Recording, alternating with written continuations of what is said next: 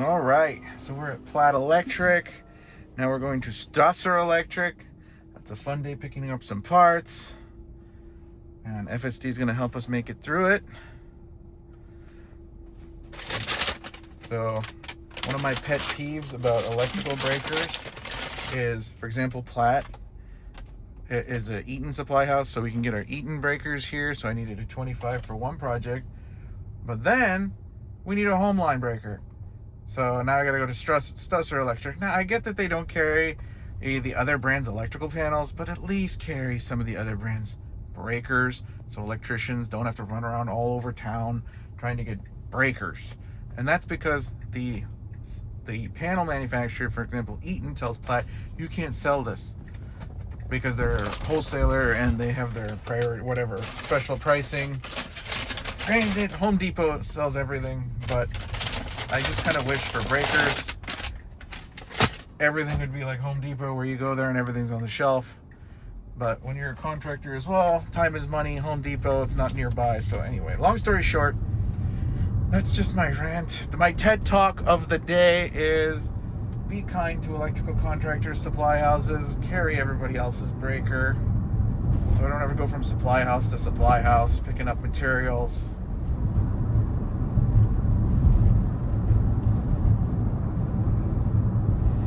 So right now we're running the version 3.2. This is the latest public release. I've been running this for about 4 days now, 5 days. I know quite a few people still haven't received it yet.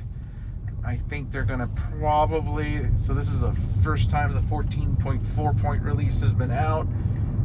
I have a feeling that the rollout is just probably gonna dead stop. And there's another point release coming with some bug fixes. Overall, this build has been really good, really good. Good trailer logic. So there's that video where the semi-truck was turning and our vehicle kind of merged or shifted right to give it more berth. Some really good logic with pedestrians. Really, there's actually nothing wrong with this build. I didn't catch it on camera. This would have been on the way to Platt. It was like a 4-minute drive, so I didn't record it. I had a little bit of steering wheel jitter at a traffic light. Again, none of these are bad or unsafe. It's just more goes to smoothness. The biggest overall pet peeve I've had with the FSD is the mapping. And that's not FSD. That's the maps. So,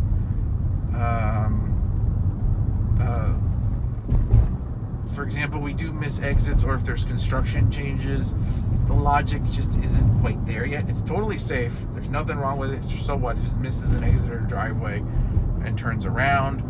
The other part is U-turns. For example, it doesn't do human-like routing to find you to make a U-turn at a cul-de-sac, or the earlier one, it's going to go around an entire city block to make a U-turn. Again, that's not FSD's problem. That is the mapping that's internal. Or go to a school or go to a driveway or something and just flip a U-turn. You don't need to spend 7 minutes to reroute for that eventuality or that situation. So a lot of disengagements for that. Other than that, looks like the Austin and Dallas rollout for unsupervised FSD. We had one car in Dallas and Houston. Now we're at 2 and 3. I looked 10 minutes ago, and I think it was Dallas was just completely unavailable. And unavailable isn't necessarily a bad thing. It just means there's sometimes a software update that's ripping through the system, which ties into the 14.3 rollout here being stalled. I think there's a new point release, just kind of bug fixes coming through. And this is actually a very good situation to be in. Slower rollout than everybody was hoping for, but then again, if there's an accident or major collision, you get a big gap down in stock price, and regulatory wise, it's going to be a pain in the total rear to get out of it. So having said that, sometimes slower is better, but too slow, it's really an interesting paradigm with the self-driving cars, because I would say this car is better than most human drivers already. And then on top of that, by delaying the service and having lots of cars available during peak times, especially during bar crawl times, you get a lot of DUIs Friday and Saturday night. And simply put, people are just irresponsibly just driving home because also Uber isn't available. Yeah, you're causing lives by being too cautious at peak times, because there's a lot of fatalities on Fridays. So I say being too cautious is also simply put costing human lives at the expense of bad PR. So thank you for listening to my TED Talk.